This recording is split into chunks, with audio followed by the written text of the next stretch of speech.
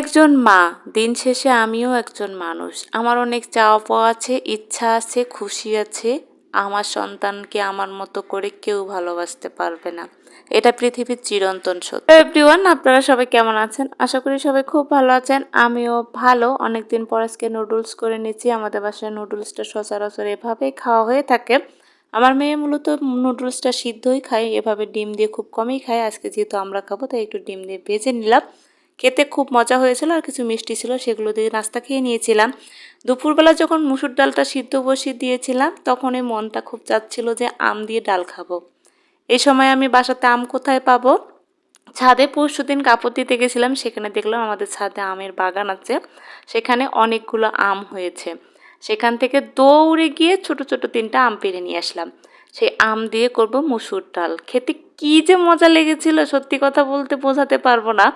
আমার আম ডাল খেতে খুব ইচ্ছা করেছিল জন্য জিনিসটা আমি পেয়েছি, আর খাবারটাও না অসাধারণ হয়েছিল।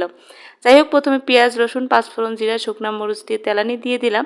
দেওয়ার পরে যে মেয়েকে জিজ্ঞাসা করলাম, তুমি আজকে কী দিয়ে ভাত খাবে? আমার মেয়ে বলল মাছ খাবে। তাই মেয়ের জন্য পাবদা মাছ রান্না করতেছি, কারণ আমার মেয়ে পাবদা মাছটা খুব পছন্দ করে।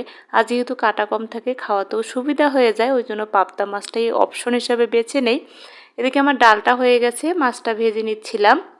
আর পাবদা মাছ কিন্তু ভাজার সময় খুব ফুটে আসে, আমার খুব ভয় লাগে। যাই হোক, কী আর করার, ভাজতে তো হবে, আমার মেয়ের পছন্দ বলে কথা গাইস। যাই হোক, এদিকে একটু ছোটো ছোটো কয়েকটা আলু কেটে নিলাম, পেঁয়াজ রসুন দিয়ে ছোটো ছোটো আলু দিয়ে পাবদা মাছটা ভুনা করে নেব। সবার প্রথমে আমি যে কথাটা বলেছিলাম, আসলেই সত্যি কিনা বলুন তো? আমি একজন মা, দিন শেষে কিন্তু আমিও মানুষ। আমার সন্তানকে আমার মতো করে কেউ ভালোবাসবে না, এটা পৃথিবীর চিরন্তন সত্য কথা। আপনারা মানুন কিংবা না মানুন, মা তো মাই হয়। মায়ের মতো কিন্তু কেউ ভালোবাসতে পাবে না, মায়ের মতো কেউ ভালো চাবে না, মায়ের মতো কেউ আগলেও রাখবে না।